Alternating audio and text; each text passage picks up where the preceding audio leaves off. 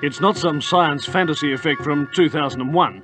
This electronic display, emanating from Australia's largest computer, is a picture of the condition, past, present and future of planet Earth. The program was originally devised by a scientist working from the Massachusetts Institute of Technology, Jay Forrester.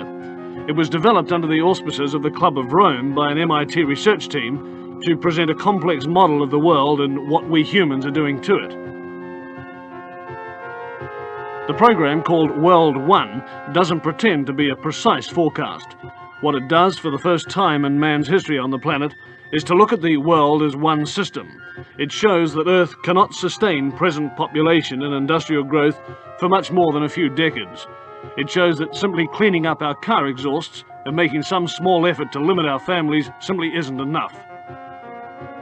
It's like an electronic guided tour of our global behaviour since 1900 and where that behaviour will lead us.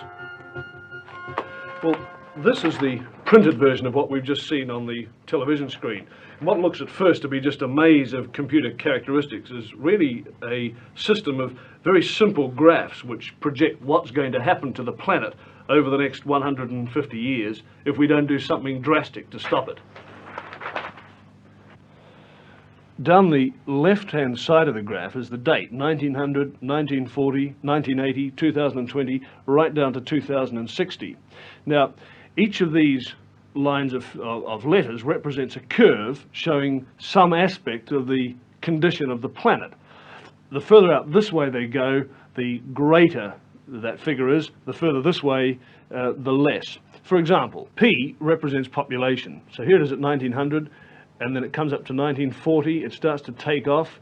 Here we are at 1980, up to the turn of the century, and then it starts to peter off. Let's now have a look at this next curve, the Q curve, which is the quality of life. And this is represented by, for example, the amount of space people have, the amount of money they have to spend, the amount of food they have to eat. Now, it increases rapidly up to 1940, but from 1940 on, the quality of life diminishes. And here we are about the turn of the century, and we come up to the year 2020, and it's really come right back. More people, of course, means that you start to chew up your supply of natural resources. And this is this curve here, the N curve. And it shows that slowly but steadily, the pool of natural wealth in the world, natural resources, minerals, oil, and so on, is slowly but steadily diminishing. So this is the situation. As population increases, the quality of life decreases, and the supply of natural resources decreases. But have a look at this curve here. This is called the Z curve, and it represents pollution.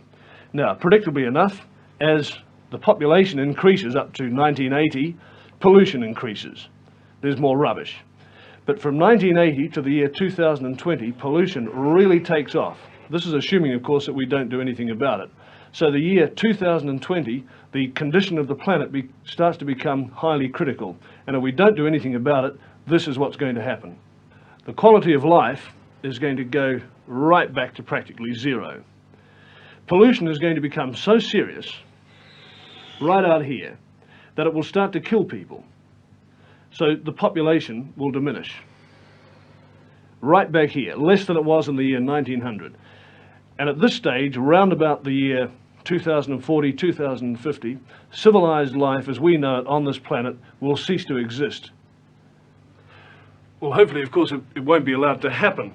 But it's taken this kind of shock treatment to nudge governments into doing something, and slowly we are. We're starting to clean up our atmosphere. We're starting to recycle our rubbish. We're doing something positive about population control.